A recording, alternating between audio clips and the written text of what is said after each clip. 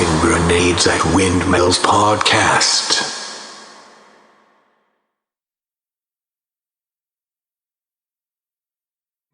Hi there, this is Rhombus again. Welcome back. Today we're going to get straight right into reading, so sit right back. Jarvi should have known the skull had been enough to shift the ash around the world, causing others to rise up as the item demanded. But the thing he hadn't counted on was that it wouldn't let him choose who to affect. If he hadn't placed the mark on her, then Laura would have been killed by that spell. It had tried to take her. The spirit kept trying to bash through the mark to get her. She had screamed for Jarvi to do something, but the spirit had finally utterly ignored him. The anima shield didn't do anything to stop it either. Finally, Jarvi gave up trying to beat it and moved Laura and himself out of the volcano. After 10 minutes, Jarvi figured out what the spirit was trying to find and moved them with much greater speed towards one of the nearby cities.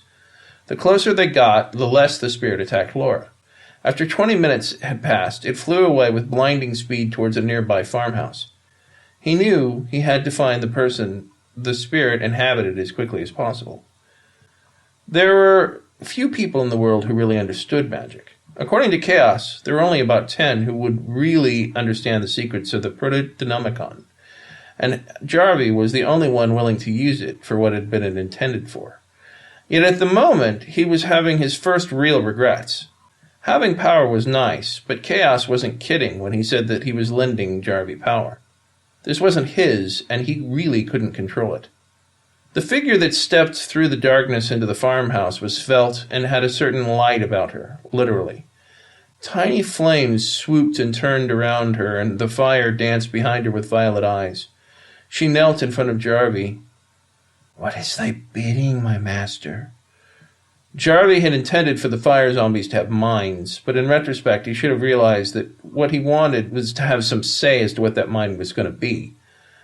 There was a lot about this breed of zombie he was unsure of, but he knew he needed leaders for his armies. Then again, this was the first one of them that he could talk to.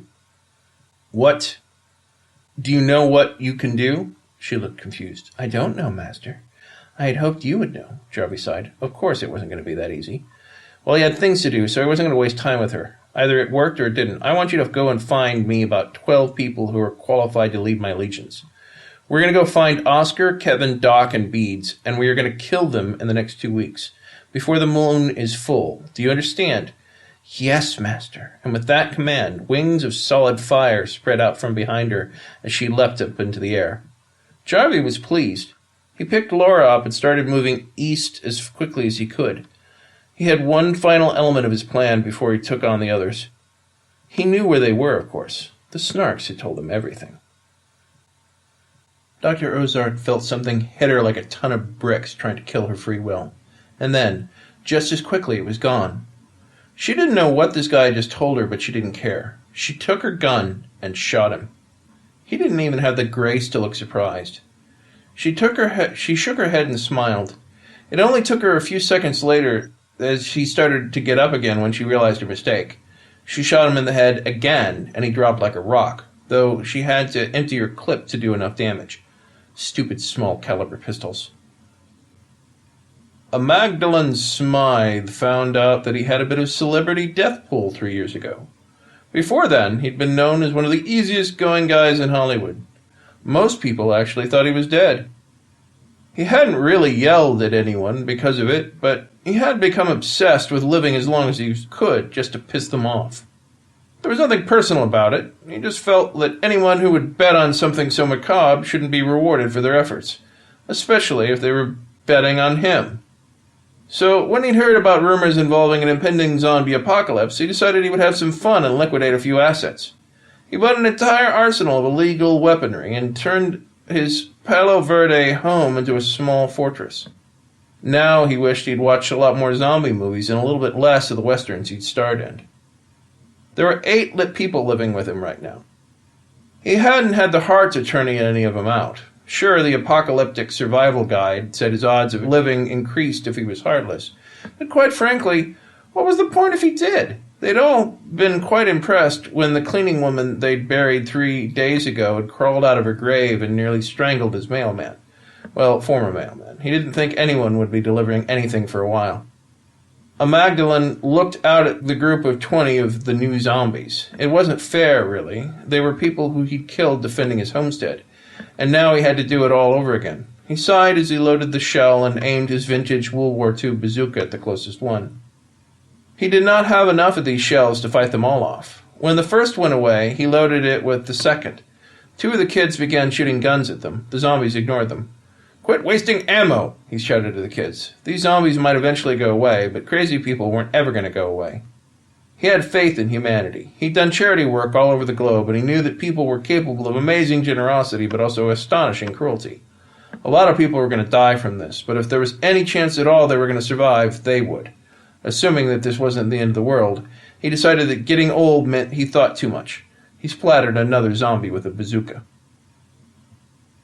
Dr. Ozark ran from 4 or 5 plague zombies. She was getting tired and winded. She had killed 5 zombies before she had realized that she was overwhelmed. She'd saved the last one for herself, though now she had to wonder what the point was. She doubted the small .22 caliber pistol would be enough to remove her entire brain. She ducked around a corner and waited for them to pass. They stopped and sniffed around a few moments and then ran on. She'd been very, very lucky, at least until she heard her voice behind her say, "Good, you'll be perfect." It was the cold that she noticed at first, despite the flames coming from her body. She was not unattractive, but she did look like she had lost a lot of weight lately, and it showed through her skin. The flaming woman reached out her hand and touched Dr. Ozark's chest, and then it got a lot colder. Ozark tried to run away, but all the heat from her body had left. Ozark's life warmth was a flicker of fire that moved up and into the zombie before her. But she could really call it a zombie? Sure, there were a lot of zombies, but she'd never heard of one that she felt something slam into her mind, and for a moment her soul tried to leave her body. She was floating away to someplace warm, someplace better. The world didn't seem so bad anymore, so urgent. And then Ozark saw the demonic thing that was trying to enter her body. It was some kind of malevolent spirit made of black smoke and flame. Fuck. No way she was going to let that thing steal her body. She pushed back. Hard. She pushed with all her might and found suddenly her eyes snap open. She was back in the real world. She was herself, or at least she felt like herself. The world was all orange and red and black, but she didn't feel a need to feast on human flesh. "Something is wrong," the zombie across from her said. "No, not really. I feel fine." "Really?" "Yeah, really. I'm ready to go and do whatever it is we're supposed to do." Ozark tried not to look nervous. She was nervous, but she had reason to be. She was possessing a fire demon that was possessing her body. "Great! What exactly are we supposed to do?" The woman looked outraged. "You mean you don't know?" She thought of several lies, but ultimately decided the truth would work, and even if it didn't, it was simpler. Ozark said, "No." "Well, shit, neither do I." Ozark nearly laughed, but she didn't. She was pretty sure zombies weren't supposed to laugh. "No idea at all? Well, I mean, I'm supposed to find 11 more who are worthy to lead the legions of undead, but so far you're the only one I've found." "Really? Well, then I'm honored." Ozark wanted to strangle the zombie, but she was probably already dead. "No big deal. You're pretty impressive, shooting all those zombies back there. So if we split up and find 5 more, we can meet them when the time comes." Right. Ozark thought she didn't know what she was supposed to do. Meet who where? When what time comes? She hoped the answer would be apparent soon enough, but for now, she was just going to go with the flow.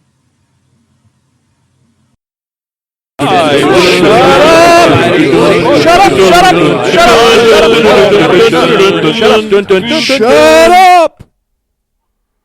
This has been Rhombus Ticks reading to you from the Tossing Grenades at Windmills podcast. All of these products are available on Amazon.com and other marketplaces. Copyright 2015 Red Anvil Amalgamated. Sound editing by Grayson Bergmann. Initial bumper by Electro Rock Cardiogram. To fight the forces of evil!